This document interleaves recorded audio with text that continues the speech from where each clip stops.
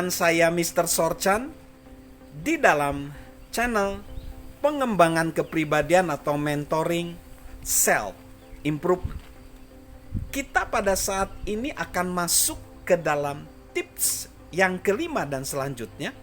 Bagaimana cara untuk kita bekerja sama dengan pemimpin yang sulit. Saya akan mengingatkan lagi tips yang ke-1 dan yang ke-4. Tips yang ke-1, galilah kemungkinan bukan kita sumber masalahnya. Tips yang kedua, tentukan apakah kita memiliki bukti spesifik untuk mendukung pendapat kita. Yang ketiga, nilailah pengaruh kita dan kredibilitas kita di mata pemimpin tersebut. Yang keempat, pikirkan semua kemungkinan dan konsekuensi. Lalu yang kelima, sekarang putuskanlah untuk bertindak. Nah, pada titik ini, pada langkah yang kelima ini, kita perlu mengambil keputusan untuk melakukan hal yang benar, ambillah tindakan atau terima situasi sebagaimana adanya. Jika kita memutuskan untuk tidak bertindak, lanjutkan langkah dan jangan katakan hal yang negatif. Jangan pernah mengeluhkan situasi yang kita biarkan terjadi. Jika demikian, kesalahan justru terletak pada diri kita sendiri. Jika kita berada dalam situasi yang buruk, segera bertindaklah untuk mengubahnya.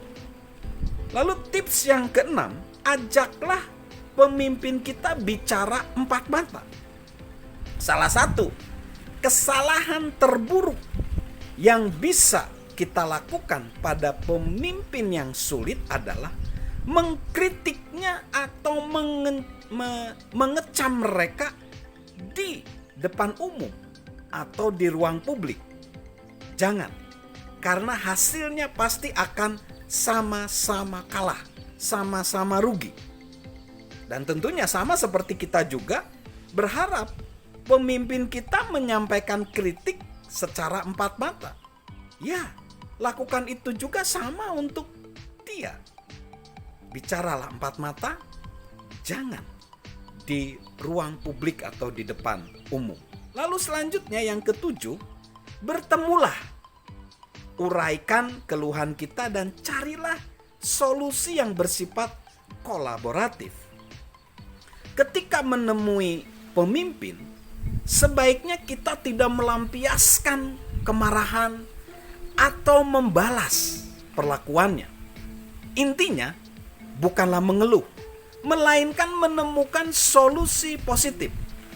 Beberkan bukti kita dengan cara yang positif. Tidak mengancam dan tidak menuduh.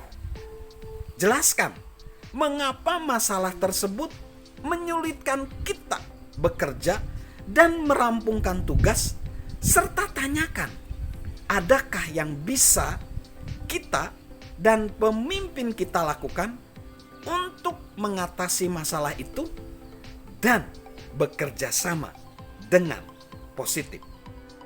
Jika kita jujur, jika kita jujur dan tetap memperlakukan pemimpin dengan rasa hormat, pada akhirnya kita bisa meninggalkan diskusi dengan integritas yang tetap utuh. Apapun hasil pembicaraan kita nanti.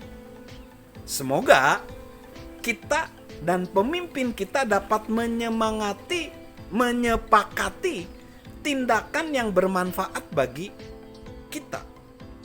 Jika pemimpin kita enggan bertanggung jawab, dia bersifat defensif atau mengusulkan sesuatu yang meragukan untuk disetujui, mintalah waktu untuk berpikir. Kita bisa bertemu lagi di lain waktu untuk mencari solusi positif. Jika ia mengusulkan sesuatu yang kita yakini baik dan benar, itu bagus. Tindak lanjuti saja. Lalu tips yang ke-8 adalah putuskan apakah kita perlu bertahan atau ini saatnya kita pergi. Setelah menjumpai pemimpin, kita perlu memutuskan akankah kita bertahan atau kita akan pergi. Mungkin pemimpin kita berkata ia bersedia berubah. Jika ia memegang janjinya, bagus banget. Tapi mungkin juga ia tidak bersedia berubah. Maukah kita menerima itu? Mungkin bisa saja percakapan itu memperparah keretakan hubungan kita. Pada akhirnya kita tidak mampu mengubah siapa saja di sekeliling kita. Namun kita selalu bisa mengubah orang yang kita pilih berada di sekeliling kita. Jika kita sulit memutuskan untuk tinggal atau pergi, ajukan pertanyaan ini pada diri kita. Jika saya belum bekerja di sini dan tahu akan seperti ini situasinya, akankah saya tetap ingin menjadi bagian dari perusahaan ini? Jika jawabannya tidak, sudah saatnya kita pergi. Jika jawabannya saya tidak tahu, bertanyalah lagi 6 bulan kemudian. Jika jawabannya ya, tinggal dan belajarlah bekerja sama dengan pemimpin kita.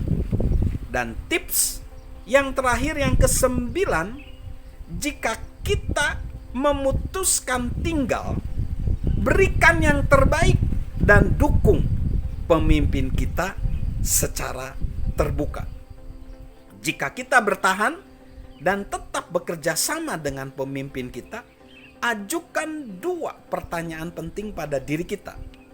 Akankah saya mampu menambah nilai?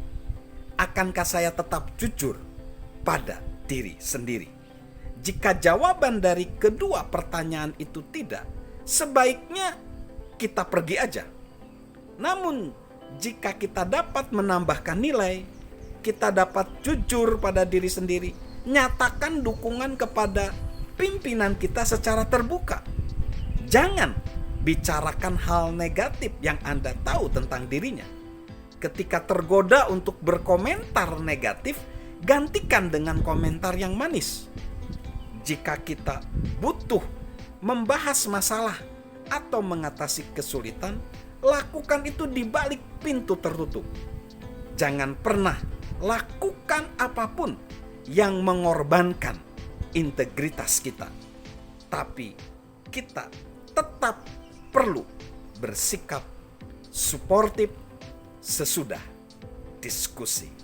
Salam untuk menjadi pribadi yang menjadi sehat, sukses selalu. Dan salam untuk menggali jiwa kepemimpinan di dalam diri kita. Dari saya, Mr. Sorchan.